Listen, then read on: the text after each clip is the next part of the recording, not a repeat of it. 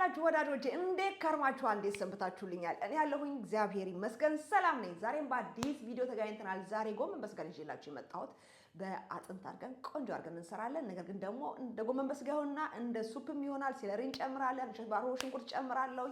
ቅመምም አድርገን ብቻ ለዚህ ለብርዱ የሚሆን አይነት ምግብ ሰራለሁ። ስለዚህ እሱን እንዴት ነው ማዘጋጀው የሚለው ነገር አብረን እናያለን። አብራችሁኝ ነው። ዛሬ ለምናዘጋጀው ምግብ ያዘጋጁትን ግብአት አሳያችኋለሁ። በዋነኝነት ስጋ ያስፈልገናል። እዚህ ጋር ይታያችኋል። የጎድን የበሬ አጥንት አዘጋጅቻለሁ። እዚህ ጋር ደግሞ በመቀጠል ትንሽ ስጋ አለ። ከዛ ሲቀጥል ጎመን አለ። የብሮኮሊ ቅጠል ነው ዛሬ ያዘጋጀሁት። የፈለጋችሁትን የጎመን አይነት ማድረግ ትችላላችሁ። ኬል ማድረግ ትችላላችሁ።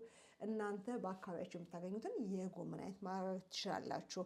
ከዛ እዚህ ጋር ሽንኩርት አለኝ፣ ካሮት፣ ነጭ ሽንኩርት፣ ዝንጅብል፣ እሸት የባሮ ሽንኩርት። እኔ እንደ አትክልት የምጠቀምበት እንደ ሽንኩርት ሳይሆን እንደ አትክልት የምጠቀምበት ላይክ እንደ ድንሽ ካሮት ለማለት ፈልጌ ነው። ሲቀጥል እዚህ ጋር ሴለሪ አለ፣ ለቃሪያ አዘጋጅቻለሁ። ዘይት እንጠቀማለሁ፣ እንዲሁም ቅቤ፣ ጨው እንደተለመደው እንጠቀማለን። ቁንዶ በርበሬ፣ ኮረሪማና እንጠቀማለሁ። እንዲሁም ሎሚ ከላይ አደርጋለሁ። ስለዚህ ስራዬን ሲጀምር መጀመሪያ የማደርገው ምንድነው መሰላችሁ? እዚህ ጋር ብረት ድስት ጥጃለሁ፣ አግላለሁ ብረት ድስቴን። ከዛ ጥቂት ዘይት አደርጋለሁ እንደዚህ። ቅቤም ስለምንጨምር በኋላ ላይ ብዙ ዘይት አናበዛ። ትንሽ ብረት ድስታችን ጋር እስከሚደርስ እንጠብቃለን። እስከዛ ድረስ እኔ ስጋውን አዘጋጃለሁ። አጥንሳሌ ብዙ ስጋ አልጠቀምም። ትንሽ ግን እንደዚህ ዘልዘል አድርጌ ጎረድ አድርጌ ጨምረዋለሁ። በወፍራሙ ታያችኋል። እንደዚህ አይነት መልኩ አይነት ነገር እንዘለዝለውና በጣም በወፍራሙ ከዛ እንደዚህ ከተፍ እናደርገዋለን በወፍራሙ። ከዛ ትንሽ ጋል ሲልልን ብረት ድስቱ እንደዚህ ስጋውን እናደርጋለን። አጥንቱን እንዲሁም ስጋውን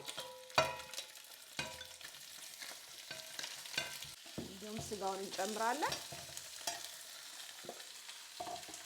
ትንሽ ጠበስ እናደርገዋለን። ከዛ እኛ ደግሞ ሽንኩርት እናዘጋጃለን።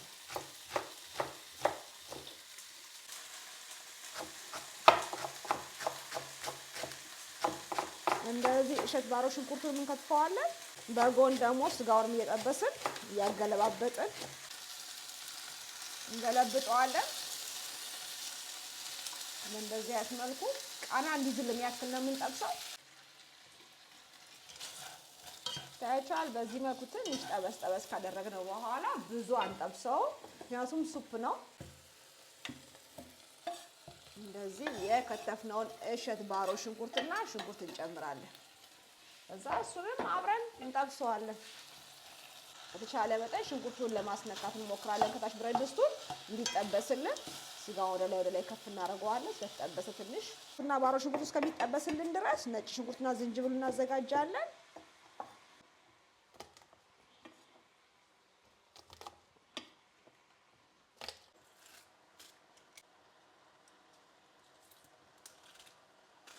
ነጭ ሽንኩርትና ዝንጅብሉንም እንጨምረዋለን።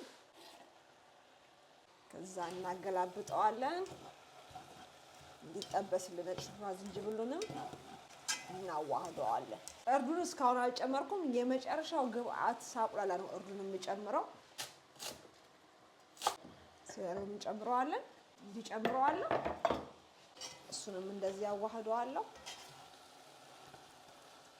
ከዛ ደግሞ እኔ ካሮቱን አዘጋጃለሁ። ወፈር ነው ማድረግ። ይታያችኋል። እንደዚህ ነው ማድረግ። አሁን ካሮቱን ጨምራለሁ። ልክ ካሮቱን ስጨምር የመጨረሻ ግብአት ለስናቁላላ ማለት ነው። የመጨረሻ ግብአት ስላችሁ እርድ ጨምራለሁ። እንደዚህ የሚያክላችሁ ጨምራለሁ። ምክንያቱም ስጋውን ስጠብስ እርድ ብጨምር ኖሮ እርዱ ያርብኝ ነበርና ቃናውን ይቀይራል። ስለዚህ አሁን እንደዚህ ጨምርና ከካሮቱ ጋር አቁላለዋለሁ አብሬ። ደግሞ ሲቁላላ እንዴት ቃናው እንደሚያወጣ ታውቃላችሁ አይደለ? ከላይ ብትን ከምታረጉት ይልቅ ካቁላላችሁት እርድን በቃ የተለየ ቃና ነው የሚሰጥላችሁ ለምግባችሁ። ስለዚህ ለዚህ ነው ቁሌት ላይ የሚገባው እርድ። እንደዛም ሆኖ ግን ማረር የለበትም። ለዛ ነው እንግዲህ መጨረሻ ላይ እንደዚህ ከካሮቱ ጋር እንጨምራለን። ማማሲያ ልቀይር። አሁን አቁላልቼዋለሁ እርዱንም ነጭ ሽንኩርቱንም ሁሉንም ግብአት በደንብ። ስለዚህ ምን አደርጋለሁ መሰላችሁ? ከጎን የጣርኩት እንደውም ይኸው ለመያዝ እየቃጣው ነው። ምን አደርጋለሁ? ከጎን የጣርኩት ውሃ አለ። እሱን የሞቀ ውሃ እንደዚህ ክልስ አደርግና ስጋውን አበስላለሁ። በደንብ ነው የምከልስበት። ምክንያቱም ስጋው ለመብሰል የሚፈልገውን ጊዜ ታውቃላችሁ። ስለዚህ በእንደዚህ አይነት መልኩ እንደዚህ ውሃውን ከልስና አበስለዋለሁ ስጋው። አሁን በስሏል ስጋው። በምፈልገው መልኩ እንዴት እናደርገዋለን መሰላችሁ? ታያችኋል። እንደዚህ ብስል ብሏል። ታያችሁ ሲፈርስ እንደዚህ ስጋው ልክ በዚህ ሁኔታ ሲሆን ጎመኑን እጨምረዋለሁ። አጥቤ ያዘጋጀሁትን ጎመን እንደዚህ በእጅ ቀርደድ እያደረኩ ነው የምጨምረው። እንደዚህ ወደ ውስጥ ገባ ገባ አደርገዋለሁ። ከዛ ደግሞ ክድን ስናደርገው በእንፋሎቱ ይሄ ወደ ላይ ያለው ጎመን ኩምሽሽ ይላል። እንደዚህ እንከድነዋለን። ከዛ አሁን ምን አደርጋለሁ መሰላችሁ? ሲንተከተክልኝ እንደዚህ ገልበጥ አደርገዋለሁ። ጎመኑ በጣም እንዲበስል አልፈልግም። ይሄ ራሱ አጥንቱ ልክ በቃ የቆንጆ የገጠር ጎመን በስጋ ነው የሚመስለው አይደለ? እኛ ካሮት ጨምረንበታል እንጂ ሴለሪ ምናምን ነው እንጂ ማስመስለው የጎመኑ እንትን አከታተፍ ወይም አቀረዳደድ ልበላችሁ። አማርኛ ጎበዝ ነኝ አይደል?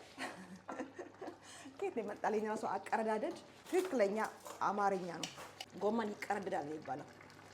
እንደዚህ ጨው እንጨምርበታለን፣ ትንሽ ኮረሪማ እናደርግበታለን እንደዚህ። ከዛ ቆንዶ በርበሬ እንዲሁ ግማሽ ማንኪያ፣ ከዛ ቅቤ ባናቱ ጣል እናደርግበታለን። ታያችኋል። እንደዚህ አንድ የሾርባ ማንኪያ የሚያክል ቅቤ እናደርጋለን። ከዛ ይሄንን እናዋህደዋለን። ሲቀመስ ጨው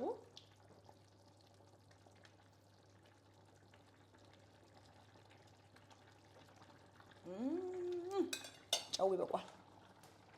ስለዚህ አንድ የከድነን እንዲህ ተከተክ እናደርጋለን። የቃሪያውን የቅቤውን ቃና እንዲወስድ ታያችኋል። በእንደዚህ አይነት መልኩ ቃናውን ወስዷል፣ ይበቃዋል። አሁን አሪፍ ነው ያለው።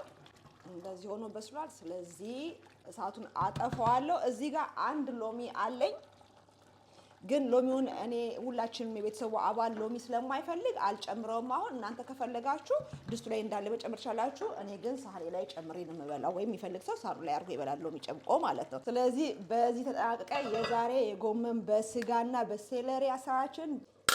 አሁን ደግሞ ለገበታ አቀርበዋለሁ። ታያችኋል።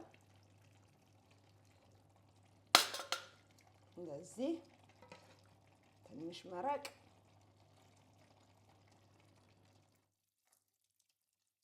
እንደዚህ አንድ ስጋ እንዳልኳችሁ እኔ ሎሚ እንዲል ከጎን ነው የምጨምቀው። ዳቦ አረጋለሁ።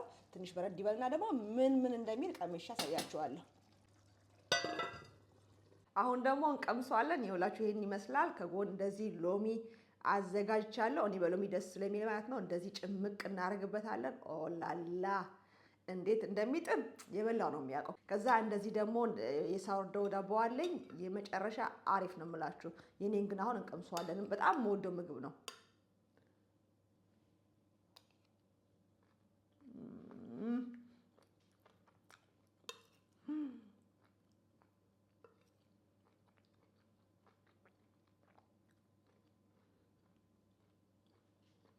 ጎመኑ ስጋው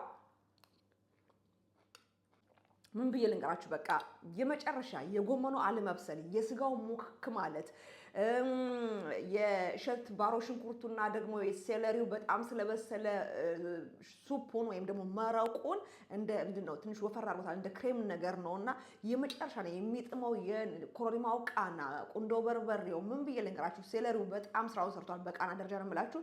የመጨረሻ የሚጥም ምግብ ነው። ትወዱታላችሁ። ለዊንተር በተለይ በጣም በቃ መሆን ያለበት ምግብ ነው። እዚህ እኔ የምኖርበት ግሪክ ሀገር ብዙ ዊንተር የለንም። እንደሌላው ኤሮፓ ሀገር የሆነ በረዶ ምናምን ሆኖ የምንቸገርበት ሀገር አይደለም። ነገር ግን የሆነ በየአመቱ ዊንተራችን ጠንከር ያለ ዊንተራችን 15 ቀን 20 ቀን ቢሆን ነው እና በዛ ሰዓት ደግሞ የግድ በቃ ሱፕ ነገር የሆነ ትኩስ ነገር መረቅ ነገር ምናምን መሆን ያለበት ነገር ነውና ለዛ ብዬ የሰራሁት ነው። እናንተም እንግዲህ በየሀገሩ እያላችሁ የብርድ ወቅት ላይ ያላችሁ ይሄ ሰርታችሁ መመገብ ያለባችሁ ምግብ ነው ብዬ አስባለሁ። በድርቆሽ መመገብ ትችላላችሁ። ከፈለጋችሁ በዳቦ መመገብ ትችላላችሁ። በተለይ በሳውርዶ ዳቦ ካገኛችሁ እንደዚህ እንደኔ በጣም የሚደገፍን ሀሳብ ነው። ለምን አብሮ ይሄዳል። በቃ የሆነ የሀገራችን የድሮ እናቶቻችን ይጋግሩ የነበሩትን ድፎ ዳቦ ስለሚል እሱ ደግሞ ከጎመን በስጋ ጋር ተቃላችሁ አብሮ የሚሄድ ነገር አለው። ለማንኛውም ግን በእንጀራ በፈለጋችሁት ነገር መመገብ ትችላላችሁ። ዋናው ቁም ነገሩ ለብርዱ እንዲተኮስ የሚያደርግ ሞቅ የሚያደርግ ሱፕ ነገር ጎመን በስጋ ምናምን አይነት ነገር አሪፍ ነውና ለዛ ሰርታችሁ መገቡ ብዬ እላለሁኝ። እንግዲህ ለዛሬ የነበረኝ የምግብ አሰራር ይሄንን ይመስል ነበረ። አዲስ የሆናችሁ ቻናሌን ከወደዳችሁ ሰብስክራይብ ማድረጋችሁ እንዳረሱ፣ የሰራሁትን ደግሞ ካደነቃችሁ በላይክ ፍቅራችሁን ግለጹ። በተረፈ በሌላ በቆንጆ ቪዲዮ ደግሞ እስከምንገናኝ ድረስ ሰላም ሁኑልኝ። ባይ ባይ።